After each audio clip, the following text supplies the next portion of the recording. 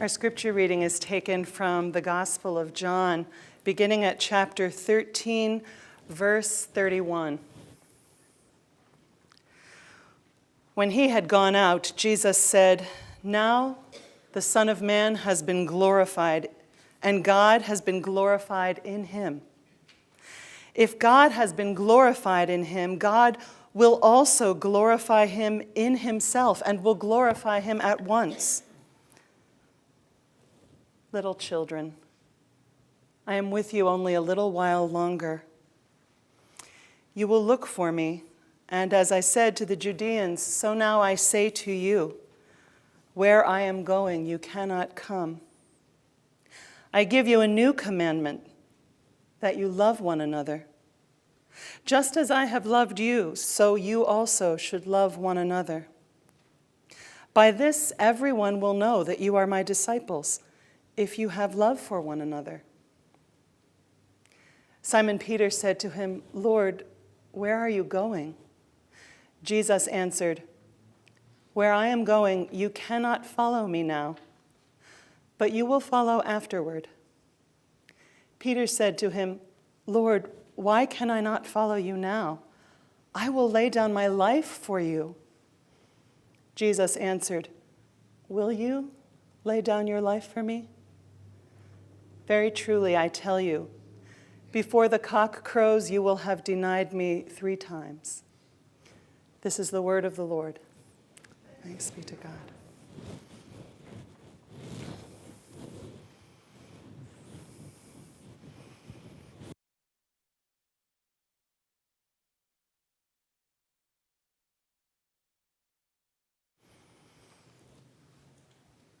Love one another, love one another, as I have loved you, and care for each other,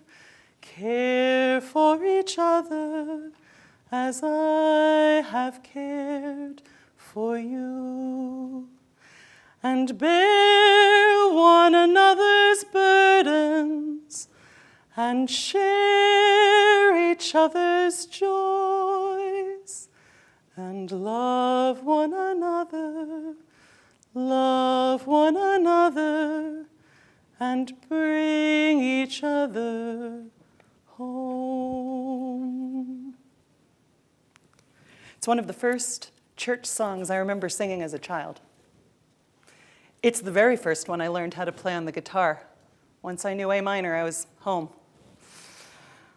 I always thought it was pretty central to what we were supposed to be about as Christians, even before I knew the exact chapter and verse, the source, the context. We're circling back from where we were on Sunday in our scripture reading. Tonight's passage takes us back to the night of the Last Supper. Though in John's Gospel, we never quite make it to the dinner table. We skip right over it to the foot washing. Here's the chronology.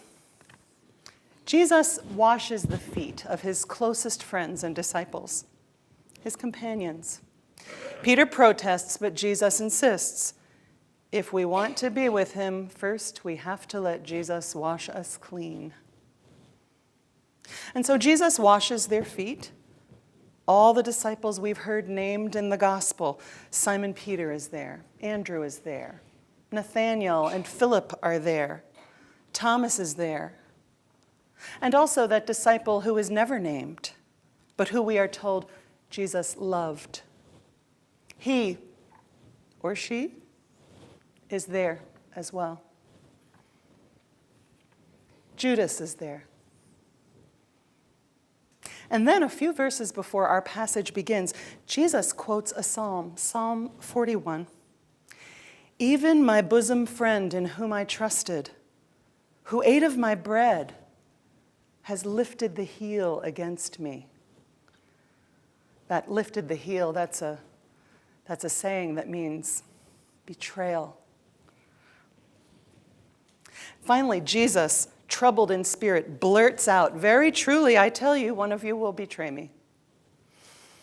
So naturally, Simon Peter gives a little nudge to the disciple whom Jesus loved, who is leaning against Jesus, reclining at the table. Ask him, he seems to be saying. So the beloved disciple asks, Lord, who is it? Here's what happens next. Jesus answered, it is the one to whom I give this piece of bread when I have dipped it in the dish. So when he had dipped the piece of bread, he gave it to Judas, the son of Simon Iscariot. After he received the piece of bread, Satan entered into him. Jesus said to him, do quickly what you are going to do. So after receiving the piece of bread, he immediately went out, and it was night. Remember all that symbolism about night in this gospel. And then our passage begins. That's the prelude. That's the context. When he had gone out, Judas, Jesus said, now the Son of Man has been glorified, and God has been glorified in him. It's a funny word, glory. It's slippery. It seems to toggle back and forth between something we can feel and something we can see. Glory is honor, it's distinction, but it's also brilliance, beauty, magnificence. Glory is shiny somehow. But the root meaning of the word is appearance. When he had gone out, Jesus said, now the Son of Man has been made to appear, and God has been made to appear in him. This is Jesus' reaction to his betrayer going to finalize the deal, get the soldiers, bring them back. Now you will be able to see God, Jesus is saying. You will see God in me, and you will see me in God. Now. And where I'm going, you cannot come, so love one another. It would be reasonable for us Christians to assume that the glory comes later. It would be understandable for us to believe that the glory of God shines forth as Jesus is raised from the dead, as the tomb bursts open. That's where we see the brilliance, the honor, the magnificence, the glory that is God. That makes sense to us. But no, that's not the message the Gospel of John has to impart to us. John is giving us a message that really makes no sense from a strictly rational viewpoint. We see the glory of God, according to John, in the one who washes the feet of his betrayer and then breaks bread with him. We see the glory of God in the one who is willing to die to show his love and faithfulness. We see the glory of God in the one who is lifted high, not on the shoulders of excited followers, not even on a beautiful golden throne, but on a wooden cross. That's where we see the glory of God. So, Jesus says, I give you a new commandment, that you love one another. Just as I have loved you, you also should love one another. Love one another by tending gently to one another, despite your divisions.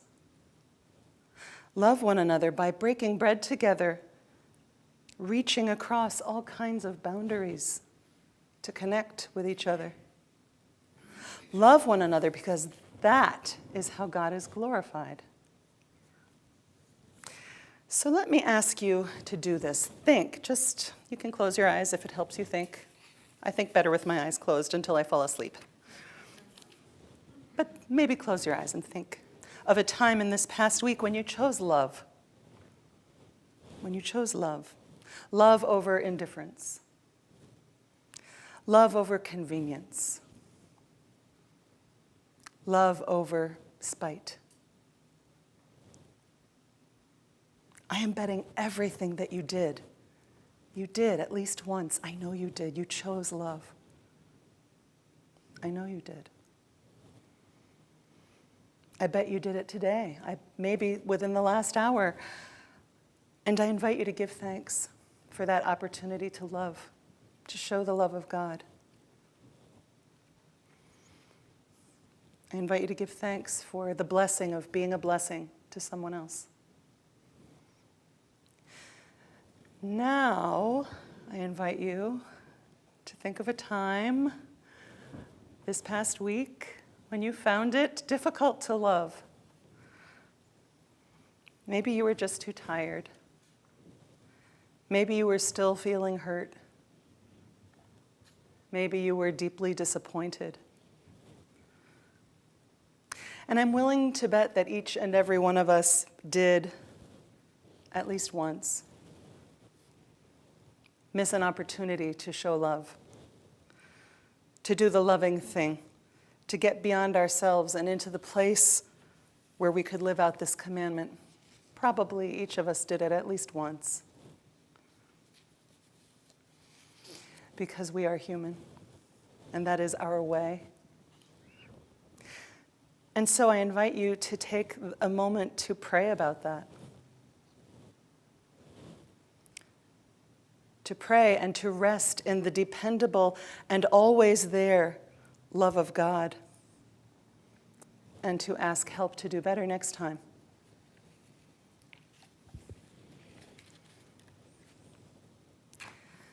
Love one another by gently tending to one another.